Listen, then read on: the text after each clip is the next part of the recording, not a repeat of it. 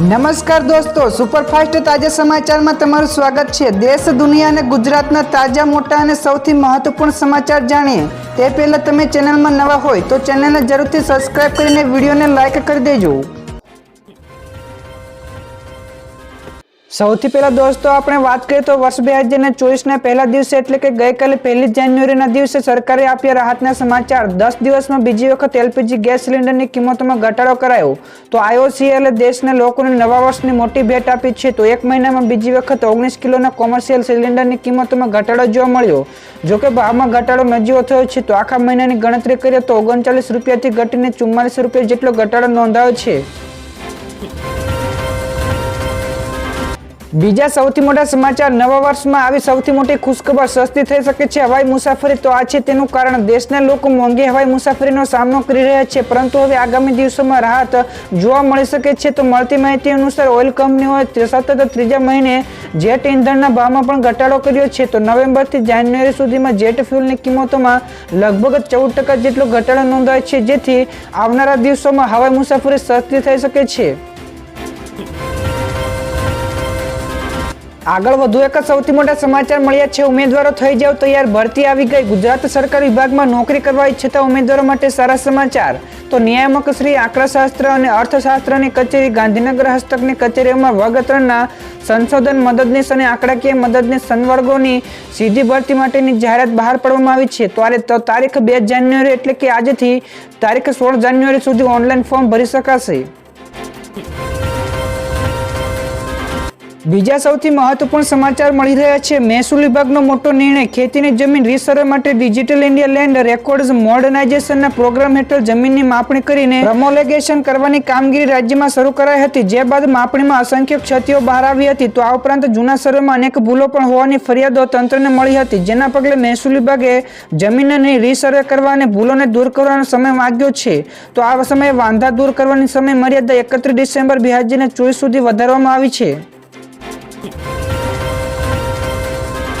ફટાફટ દોસ્તો બીજા સૌથી અગત્યના સમાચાર મળ્યા છે। વિશ્વની સૌથી મોટી અગરબત્તી બની સંસ્કારી નગરીમાં। જી હા દર્શક મિત્રો, સંસ્કારી નગરી એટલે કે વડોદરામાં વિશ્વની સૌથી મોટી અગરબત્તી બનાવવામાં આવી છે, જે અયોધ્યા મંદિર માટે બનાવવામાં આવી છે। તો આ અગરબત્તી 108 ફૂટ લાંબી છે અને તેને 111 ફૂટના રથમાં અયોધ્યા માટે ગૃહમંત્રી હર્ષ સંઘવીએ રવાના કરી છે।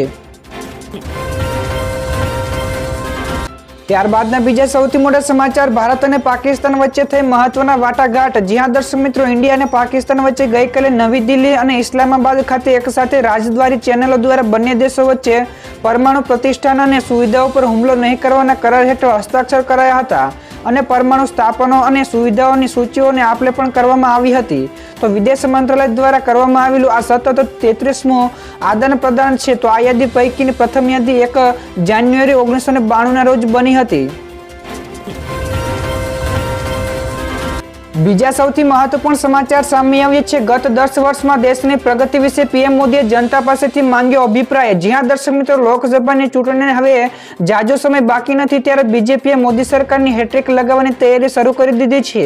તો એક તરફ વિપક્ષની 25થી વધુ પાર્ટીઓ પીએમ મોદીને રોકવા ગઠબંધન કરી રહી છે, તો બીજી તરફ પીએમ મોદીએ દેશની જનતા પાસે 10 વર્ષમાં દેશની પ્રગતિ અંગે પણ અભિપ્રાય માંગ્યો છે, જેમાં તેમણે દેશની સુરક્ષા, અર્થવ્યવસ્થા, ઇન્ફ્રાસ્ટ્રક્ચર, રોજગાર જેવી બાબતો ને લઈને જનતાને તેમના અભિપ્રાય જણાવવા માટે કહ્યું છે।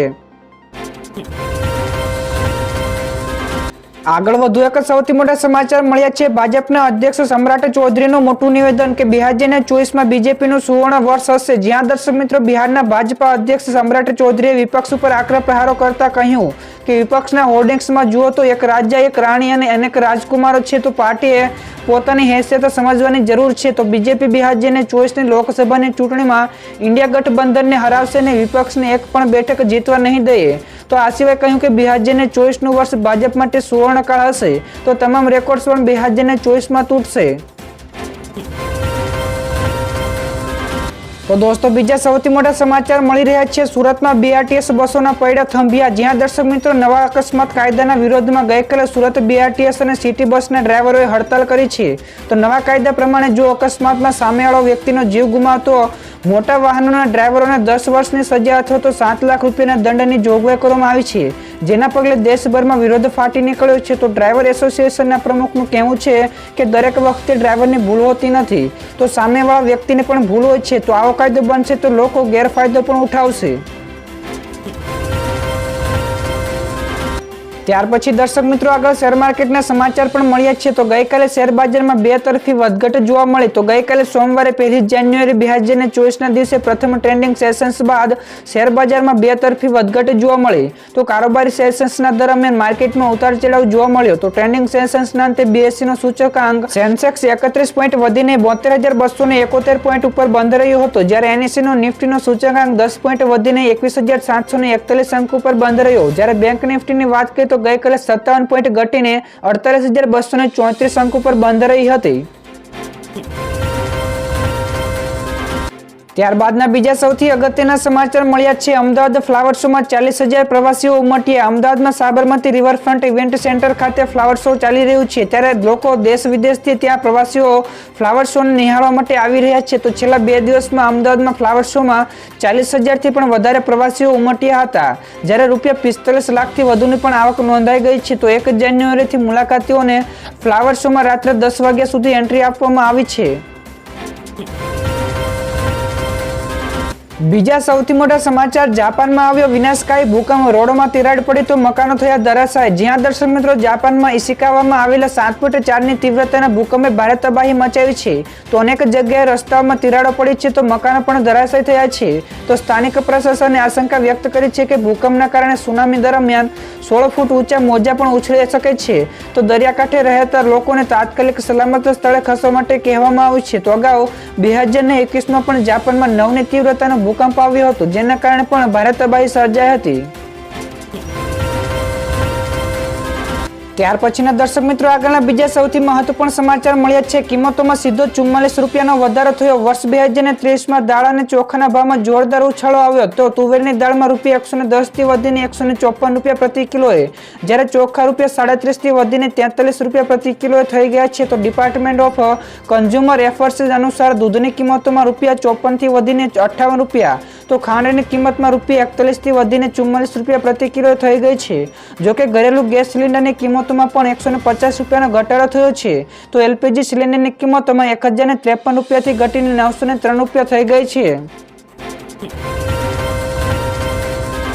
ત્યાર પછીના આગળના સમાચાર વિશે દોસ્તો આપણે ઝડપથી વાત કરીએ તો રામલલાની પ્રતિષ્ઠાને લઈને જાહેર રજાની માંગ કરવામાં આવી. તો 22 જાન્યુઆરી અયોધ્યા ખાતે મંદિરમાં રામલલાના પ્રાણ પ્રતિષ્ઠા કરવામાં આવશે, જેમાં ગુજરાત VHPના વરિષ્ઠ નેતા અશોક રાવલે જણાવ્યું હતું કે ગુજરાત સમગ્ર દેશમાં આ પહેલ કરે કે આ દિવસે તમામ શાળાઓ, કોલેજો અને ઓફિસો બંધ રાખવામાં આવે, જેથી દરેક લોકો અયોધ્યામાં ભગવાન રામની પ્રાણ પ્રતિષ્ઠા લાઈવ જોઈ શકે.